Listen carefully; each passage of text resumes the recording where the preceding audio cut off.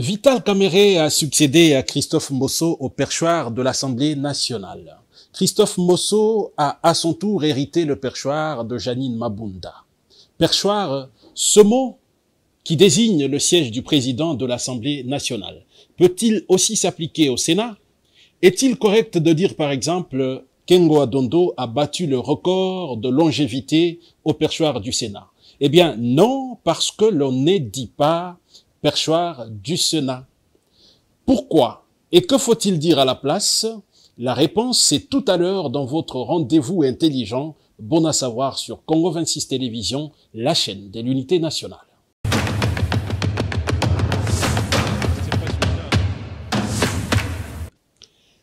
En mars 2024, Modeste Bacilukwebo, président du Sénat de la République démocratique du Congo, qui venait d'être élu député national de la circonscription de Bukavu dans la province du Sud Kivu, avait déposé sa démission à la tête de la Chambre haute du Parlement. Sacré champion des valeurs démocratiques et républicaines, le professeur Bacilukwebo procédera à la remise et reprise avec l'administration. Il remettra aussi tous les biens de l'État mis à sa disposition, y compris les véhicules. Son bilan, plus qu'élogieux, est apprécié à sa juste valeur par l'administration de la Chambre haute du Parlement qui lui adressa ces mots que je vous laisse suivre.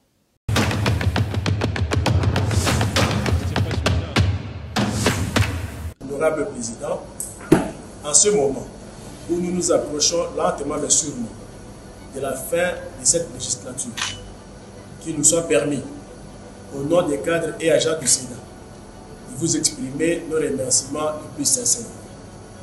En effet, depuis que vous présidez aux destinées du Sénat, l'administration, loin de faire un bilan exhaustif, salue notamment les acquis suivants. 1. L'accroissement sensible de la rémunération de tous les agents. 2. La prise en charge médicale avec octroi de médicaments. 3. L'érection des bureaux supplémentaires. 4. Le rajeunissement de l'administration du Sénat par l'admission sous statut et la mécanisation de tous les agents. 5. Enfin, la régularisation des dossiers administratifs, vidant ainsi les l'épineux problèmes des agents dits NU. Nous osons croire que le bureau qui succédera au vôtre va maintenir ces rythmes d'amélioration des conditions socio-professionnelles des agents du Sénat.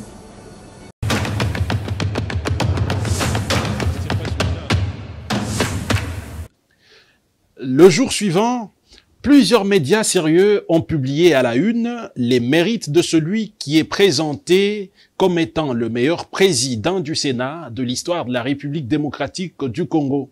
Les titres rivalisèrent les uns contre les autres, sauf que nombreux reprirent le mot perchoir pour désigner le siège occupé par le président du Sénat. Perchoir du Sénat, une erreur qu'il convient de corriger.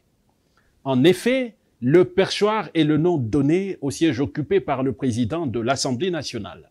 Cette place est centrale dans l'architecture de l'hémicycle.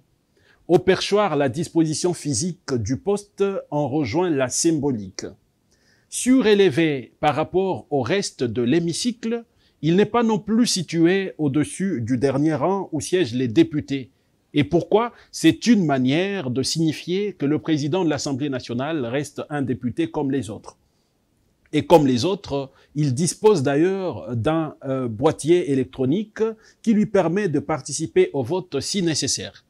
On peut ainsi dire, par exemple, Anzulu Nibembe a siégé au perchoir de l'Assemblée nationale. Par contre, pour le Sénat, on parle du plateau, le plateau. En effet, la tribune où siège le président de la séance à la Chambre haute du Parlement est surnommée le plateau.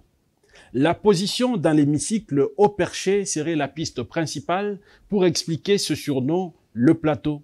Il convient donc de retenir que l'on siège au perchoir de l'Assemblée nationale et au plateau du Sénat. Il est donc souhaitable de dire, par exemple, l'histoire retiendra les prouesses inégalées de Modeste Bacilukwebo au plateau du Sénat ou tout simplement au plateau. Merci donc d'avoir fait avec nous ce voyage du savoir. Oscar Bissimois, c'est moi. Je vous retrouve au prochain numéro avec un sujet autre que celui d'aujourd'hui. Au revoir et à la prochaine.